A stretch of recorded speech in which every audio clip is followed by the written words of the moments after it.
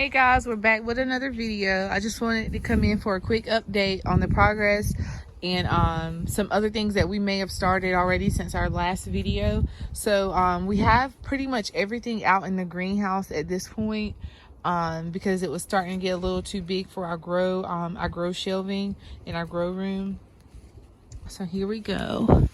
So here are our cayennes, and these are the Ring of Fire cayenne, and they have been doing pretty good out here. We did have some that were starting to bud, so we've been cutting those out and topping some of them off as they start to kind of like grow, and when we think it's a good place to cut them. And then we have some that are just doing really well. So we have the cayenne mini bells, we have the Buena Mulata, red scorpion.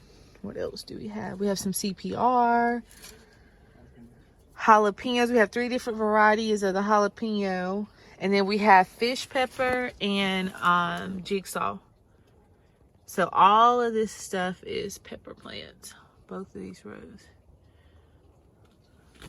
And then right over here, we have some tomato plants. This is our carbon tomato plant.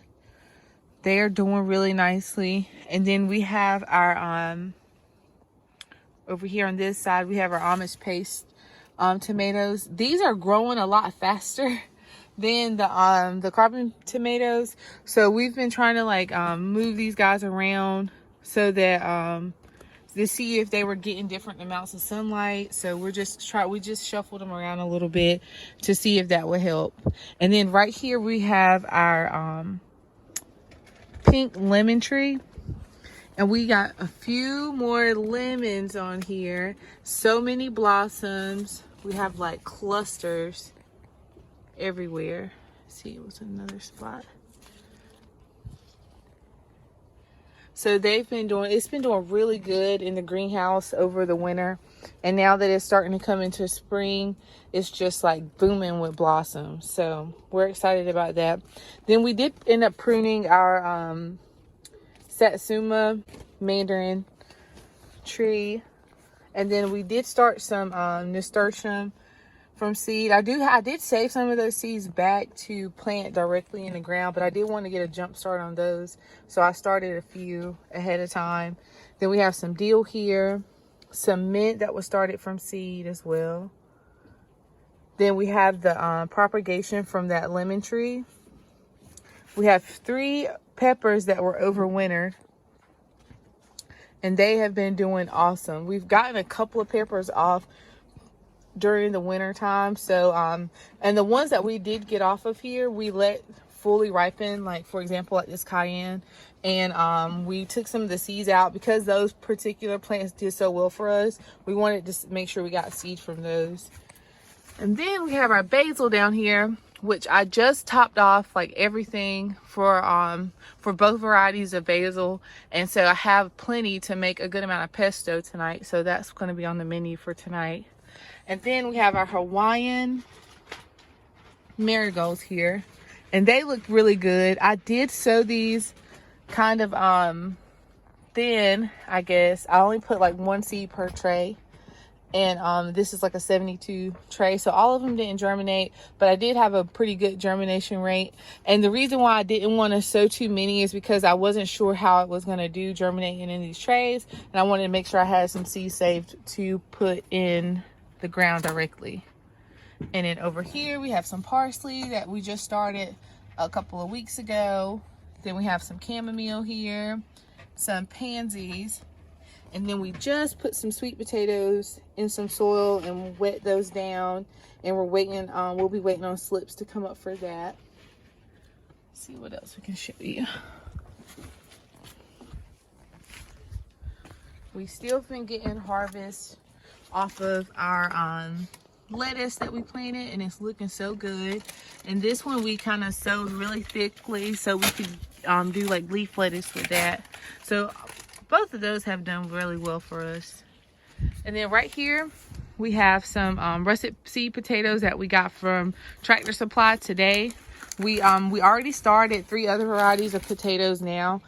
So we were gonna, none of those varieties were russet, so we wanted to make sure we got some of those because those are pretty much the ones we use on a regular basis because they're just kind of really a common potato to find in the store. So we're just going to do like 3 seed potatoes in this bucket. And then we have a couple more 5-gallon buckets, and we'll put the rest in there and just see how it goes. So we have potatoes, and we'll have them in like 2 or 3 5-gallon buckets, and then the rest of them we put in grow bags this time around.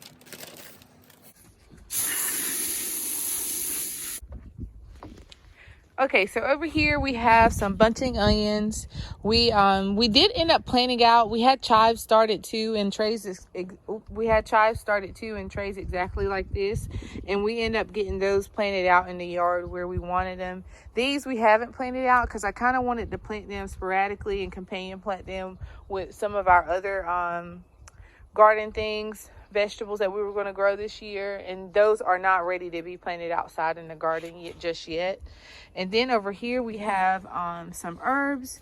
We have lemon balm that we started from seed. I did get some of that out in a permanent spot, but I did have this left over, and I had a couple of other ones left over. This one is just so pretty, but I'm waiting to plant this out because I wanted to put those in some pots out sporadically in the yard. And then we have oregano. I got some of that planted out in a permanent spot as well, and these are just kind of extras. I'll probably end up using them for sure. And then today I got some sweet mint from the store, and it was really tall and bushy, so I went through and cut a lot of that back to get it to bush a little bit more before I get that before I transplant it out of this container. So now we're headed over to where we have our grow bags set up. We actually have a Russian pomegranate planted in this corner right here, and it hadn't really put on any leaves. It's starting to bud just a tiny bit, so we're excited about that since we did recently bought that over the winter. Then we have our apple tree, a few blueberry tree bushes, and another apple tree. And then we have our grow bags kind of set up here where we like heavily wood chipped this area. We just kind of set the grow bags out here, and we have a couple of different types of grow bags. So this one, I think this one's going to be my favorite one. It has like the little peephole on it and everything, so, and it's a little bit more wicking, I guess, and it like kind of holds a little bit of moisture in it. Whenever you do water it, kind of, the bag kind of absorbs some of that moisture as well. So I think these are going to end up being my favorites. And then we also have these two, and they're more of like a tarp type of material, which I think they'll do well, but I'm kind of a fan of the felt material a little more. And then I have some onions planted out over here. We did buy some onion sets from the store because I didn't have the best germination with my onion seeds. So I had a few that I was able to get out here. So I'm excited about those. But I did get some onion sets to be on the safe side so that we'll have some onions to harvest for sure. And then we have some strawberries that are starting to pop through the ground back in our strawberry patch eventually. So this year we'll probably collect some of the runners so that we can like strategically place them in the back of the garden where they'll be able to have enough space and everything and not pretty much take over completely. After we get these onions out, and then we have some cabbage in this corner right here, we're going to let the strawberries just kind of have this little this grow bed. Then over here we have some kale, some tiny little kale. And then I was able to get some of the chives planted out. So this will be like a permanent spot for them to kind of come back year after year. I don't think, I'll probably try to keep these from going to seed. Let the flowers come on for sure because they are just so pretty. But I'm going to try my best to keep those from going to seed because I don't want them to spread too much in this area and become a problem. And then we have some broccoli and cauliflower planted over here, which we had, I think we had a rabbit in our yard. And then too, we had some slug damage. So we've been already getting some kind of pest damage to some of the stuff in our garden already. And And then that's where you see kind of this stuff dug up is from the rabbit. It kind of dug up one of the plants and we had to replant it. So hopefully that guy won't be back to munch on our stuff. And over here, well, this bed we cleared out and just kind of composted, and we're just waiting before we add anything else to that. Then we have some green onions that I saved in the ground from last year. I'm running out of seed for that, so I wanted to let these guys go to seed this year so I can collect some and then be all set for a good little while on that. And then we have some more cauliflower here with some more damage to it, but it's okay. I think other than the little bit of damage that we've been seeing, it will probably bounce back when we get some consistently stable weather. Then over here we have our garlic, which has been doing pretty good. It's starting to stand back up some now and put some new growth on in the middle. So we're excited because this will be our first time growing garlic. So that's pretty much the update that we have for what is today, March the 6th or Sunday the 7th.